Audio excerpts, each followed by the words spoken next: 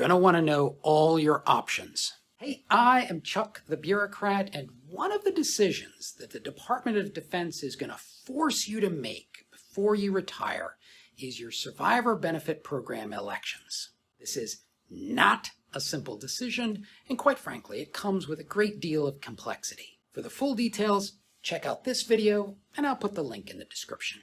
And if you're Army Reserve or National Guard, it's a lot more complicated. So watch this video to see the important nuances that you're up against. But in addition to everything you need to know about making your survivor benefit election before you retire, it's also important to understand what options you have post-retirement. Most of these options have to do with changes to your beneficiaries. Marriage, divorce, remarriage, new children, deaths. So a good place to start is with understanding the beneficiaries who can be covered under the survivor benefit program. At the top level, you can cover your children and one other person. That one other person can be a spouse, a former spouse, or a so-called insurable interest. Now, just fair warning, the rules and costs associated with an insurable interest are unique and complex, and I got a video on that, which I'll put a link in the description. And like I said, the Department of Defense will virtually put a gun to your head and force you to make a survivor benefit decision before you start terminal leave. They make it seem like this is your one and only opportunity to make a survivor benefit decision, but that's not exactly true. At retirement is your only opportunity to initiate survivor benefit coverage for existing beneficiaries. But in a second, you'll see that after retirement, there are 9 ways to make changes to the program. By my count, there's 5 ways out of survivor benefit, 2 ways in, and 2 opportunities for changes. Plus, my gut tells me that there are a couple of situations that DoD doesn't mention, but are technically feasible. First, let's look at getting out of survivor benefit program.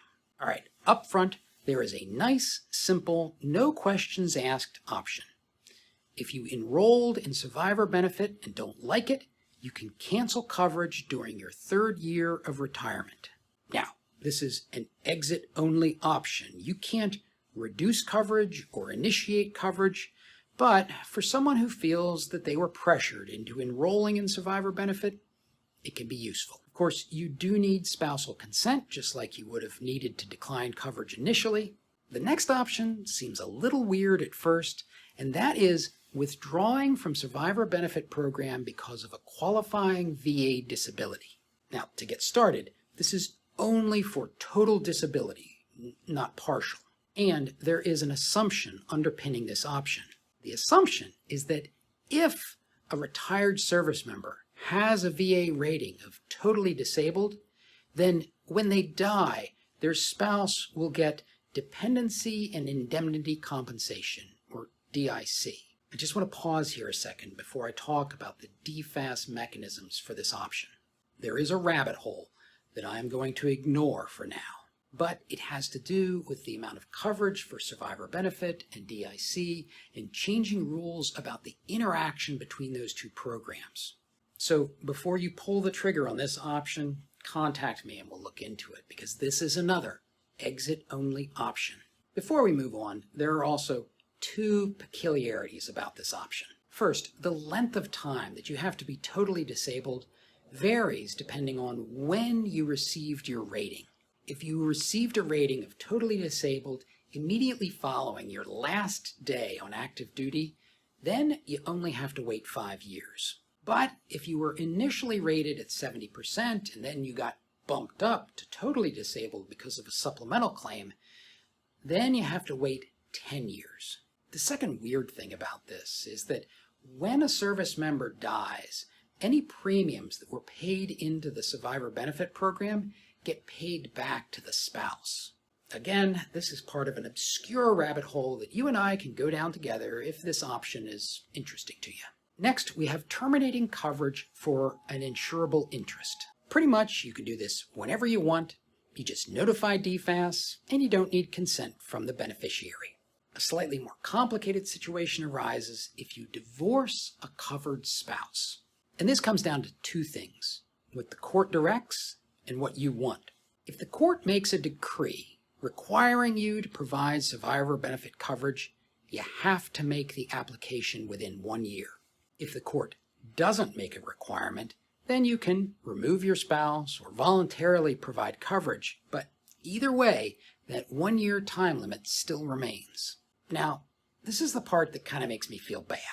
I always use an icon of this angry female to represent the former spouse. It's an easy way to communicate visually, but it doesn't represent all former spouses. I know a surprising number of retired military who have an exceptionally amicable divorce. And that matters because you should not automatically assume that this option exists because divorce equals terminate survivor benefit program. Next, we have death of a spouse.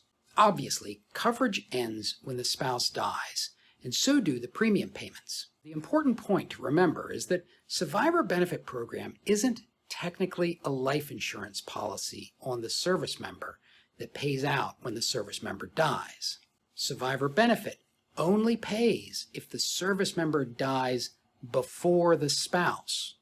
In this case, where the spouse dies first, nobody gets anything. Of course, if you have kids and they're covered, your premiums get adjusted to maintain that coverage.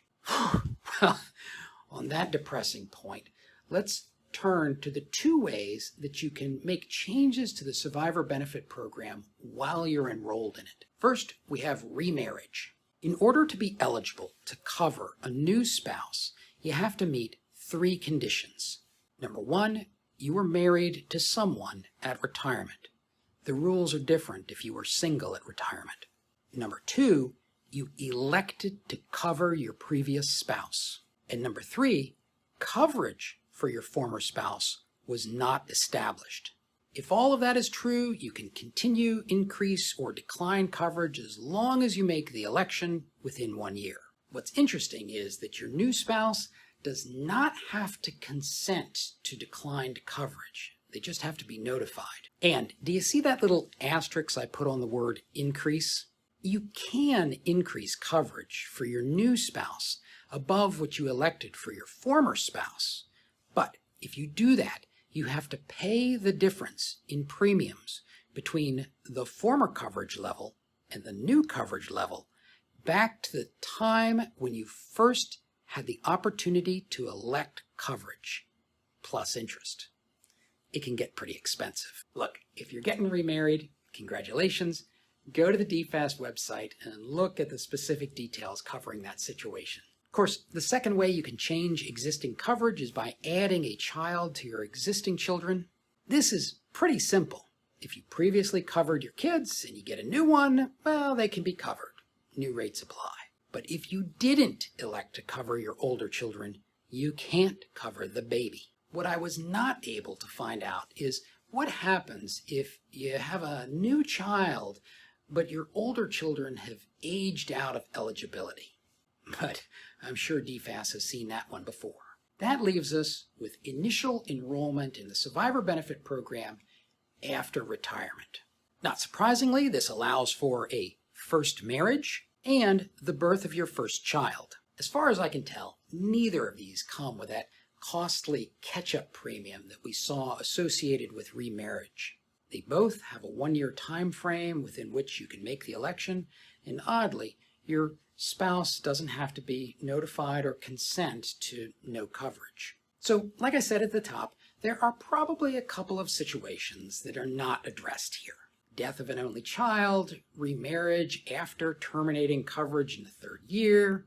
DFAS probably knows what to do because they've seen it before, but you'll likely have to talk to somebody. The one thing I will say is there is a 10th and very rare way to get in and out of the survivor benefit program. Congress can enact an open season like they did at the tail end of 2023. This is rare. It's only happened like 5 times in the last 50 years. And it tends to happen when there have been changes to the program. like when they abolished the Social Security offset back around 2005. Social Security has some interesting interplays with military retirement. So if you want to understand more about that, watch this video. And if you're curious about that whole Social Security offset calculation, watch this one.